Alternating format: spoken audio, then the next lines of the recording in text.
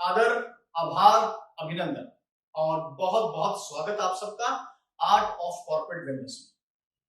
आप सब तो जानते ही हैं, आर्ट ऑफ कॉर्पोरेट वेलनेस पिछले 8 सालों से कॉर्पोरेट वेलनेस वर्कशॉप्स कर रही हैं और करीबन 350 से 400 वर्कशॉप्स हम लोग कॉर्पोरेट्स के लिए कर चुके हैं। ये बताते हुए मुझे बहुत प्रसन्नता हुई। आपको मेरा वादा तो याद ही होगा, ज्ञान बिल्कुल नहीं, ज्ञान बहुत जगह हर जगह मिल रहा है। कहानी, यस, एब्सोल्युटली राइट। कहानी के माध्यम से हम आपके साथ जुड़ेंगे एक बार फिर आज। और कहानियां क्यों? Why stories? क्योंकि कहानियां एक बहुत पावरफुल टूल है, जरिया है एक दूसरे के साथ जुड़ने का। बचपन में हमारे दादा दादी, नाना नानी, चाचा चाची, मम्मी पापा ने हमें बहुत सी कहानियां सुनाई और जो हमें आज भी याद हैं और उनके मॉरल्स, उनके लेसन्स आज भी हम अपनी लाइफ में कहीं ना कहीं, कभी ना कभी इंप्लीमेंट जरूर करते हैं। आज फिर आपके बीच में एक नई, क्रेडिबल, ऑथेंटिक,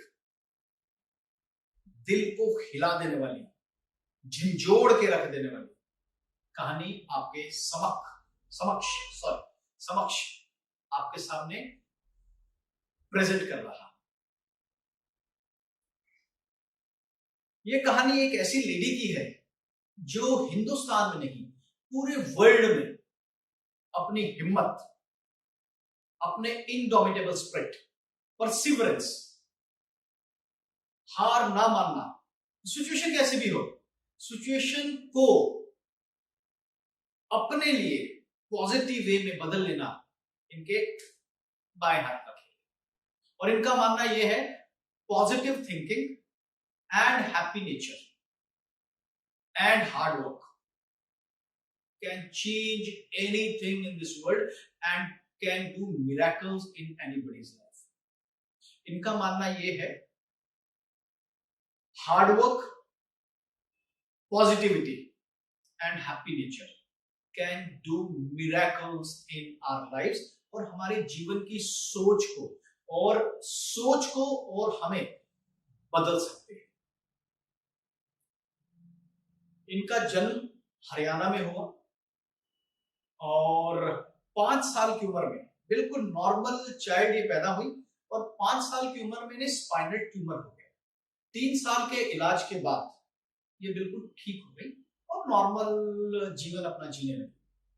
1999 में जब इनकी उम्र 29 साल की थी, इनकी 2 बेटियां हो चुकी थी और उनके हस्बैंड आर्मी में एक बहुत अच्छी पोस्ट पे थे, दोबारा से वो स्पाइनल ट्यूमर की प्रॉब्लम। और अब जब ये प्रॉब्लम हो गई तो जानलेवा हो गई। डॉक्टर्स ने इनके सामने 2 चॉइस रखी। पहली चॉइस, या तो ट्यूमर ठीक नहीं होगा और अगर ठीक नहीं हुआ सो जीवन समाप्त हो सकता है। दूसरी चॉइस रखी, हमें ट्यूमर को ऑपरेट करना पड़ेगा और अगर ऑपरेट किया सो आपकी चेस्ट के नीचे का हिस्सा लाइफ लॉन्ग पैरालाइज हो जाए। ये 2 चॉइस डॉक्टर ने रखी। बहुत मुश्किल चॉइस है, दिल दहला देने वाली चॉइस है। इनकी हिम्मत देखिए, इन्होंने डॉक्टर से बताया और डॉक्टर को कहा आप ऑपरेशन कीजिए, मैं जीना चाहती हूं, भले ही वो लाइफ चेस्ट के नीचे मेरी पैरालिटिक हो जाए, बट मुझे जीवन से इतना प्यार है कि मैं जीवन जीना चाहता हूं।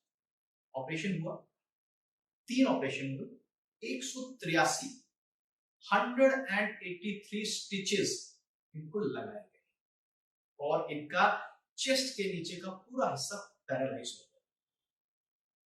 और इनका ये मानना है इनको 2 साल लगे, पूरे 2 साल लगे अपने आप से दोबारा दोस्ती करने में, अपने आप को समझने में, अपनी रूटीन बनाने में और अपनी बॉडी को नए तरीके से अडैप्ट करने में। उठना कैसे है, बैठना कैसे है, खाना कैसे खाना है और हमारे जो डेली लाइफ कोर्स हैं उनको कैसे करना है, 2 साल इनको लगे। बिल्कुल सही पहचाना आपने। हाँ, मैं बात कर रहा हूं champions of champions with indomitable spirit, हार नहीं माननी और जिन्हें खेल रत्न से नवाजा गया, मिसेस दीपा मलिक की। 29 ईयर्स की एज में Deepa Malik ji chest down paralytic हो गई और 2 साल लगे इन्हें संभलने में। उसके बाद मुंबई चली गई, एक रेस्टोरेंट इन्होंने वहाँ पे खोला, लेकिन इनका मन वहाँ नहीं लगा क्योंकि इनको जीवन से इतना प्यार था कि ये कुछ करना चाहती थी। लोगों के अलग अलग बातें इनको बिल्कुल अच्छी नहीं लगती थी, ये कुछ करके दिखाना चाहती थी, बताना चाहती थी कि हम भी कुछ कर सकते हैं। तो इन्होंने एट द एज ऑफ 36 इन्होंने स्पोर्ट्स को अपनाया। पहले इन्होंने स्विमिंग शुरू की और उसके बाद इन्होंने डिस्कस थ्रो, जेवलिन थ्रो और शॉट पुट जैसे स्पोर्ट्स को अपनाया और इनकी प्रैक्टिस शुरू की। उसके बाद इनकी लाइफ का फेज 2 शुरू होता है। उसके कुछ तथ्य, उसके कुछ फैक्ट्स मैं आपके सामने प्रेजेंट करना चाहता हूं। पहला, दीपा मलिक एक भारत की पहली पैरा एथलीट हैं। पैरा एथलीट वो लोग होते हैं जो पैरालंपिक्स में पार्टिसिपेट करते हैं। पैरालंपिक्स, आपकी जानकारी के लिए बता दूं, जब भी ओलंपिक्स खत्म होते हैं उसके इमीडिएटली बाद सेम वेन्यू पे पैरा ओलंपिक्स किए जाते हैं। पूरे वर्ल्ड से वहाँ पे पैरा एथलीट्स आते हैं जो अलग अलग स्पोर्ट्स में पार्टिसिपेट करते हैं।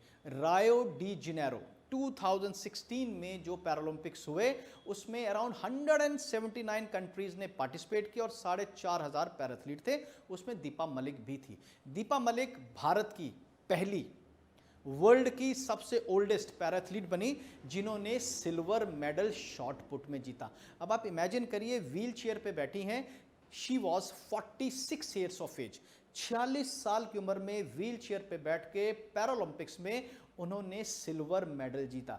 वर्ल्ड की ओल्डेस्ट पैराथलीट, हिंदुस्तान की पहली महिला पैराथलीट जिन्होंने ये कार्य करके दिखाया। वो भारत की पहली पैराथलीट हैं जिन्होंने 2010, 2014 और 2018 के एशियन गेम्स में भी मेडल जीते और जेवलिन थ्रो और शॉट पुट में मेडल जीते। अभी तक दीपा मलिक नेशनल लेवल पे 58 मेडल जीत चुकी हैं और इंटरनेशनल लेवल पे 23 मेडल्स जीत चुकी हैं। इसके अलावा दीपा मलिक जी के नाम बहुत सारे रिकॉर्ड्स भी हैं। Limca book of world record में 3 रिकॉर्ड हैं उनके। पहला रिकॉर्ड यमुना नदी जो दिल्ली में है उसमें उन्होंने स्विमिंग करी। स्विमिंग करना तो आसान काम है, लेकिन उन्होंने रिवर के अगेंस्ट, मींस करंट के अगेंस्ट 1 किलोमीटर की स्विमिंग करी और Limca book of world record में उनका नाम आया।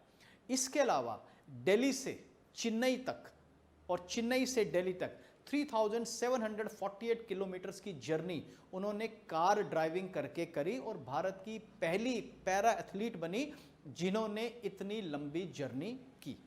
इसके अलावा दीपा मलिक जी को 2018 में दुबई में एक जेवलिन चैंपियनशिप में गोल्ड मेडल भी मिला।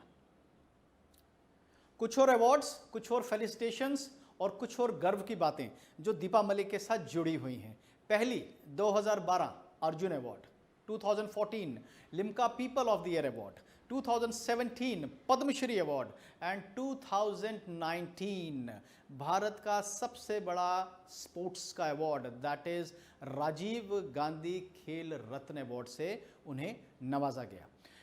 सबसे इंपॉर्टेंट चीज़ ये है जो दीपा मलिक जी खुद कहती हैं, at the age of 46 when people are about to retire, normal लोगों का शरीर भी उतना काम एफिशिएंसी से नहीं करता। उन्होंने 2016 at the age of 46 Olympics में जाके सिल्वर मेडल जीता। सारांश में कुछ ऐसे लेसन्स जो सिर्फ दीपा मलिक ही हम सबको दे सकती थी और उनकी ज़बानी डीपीसी।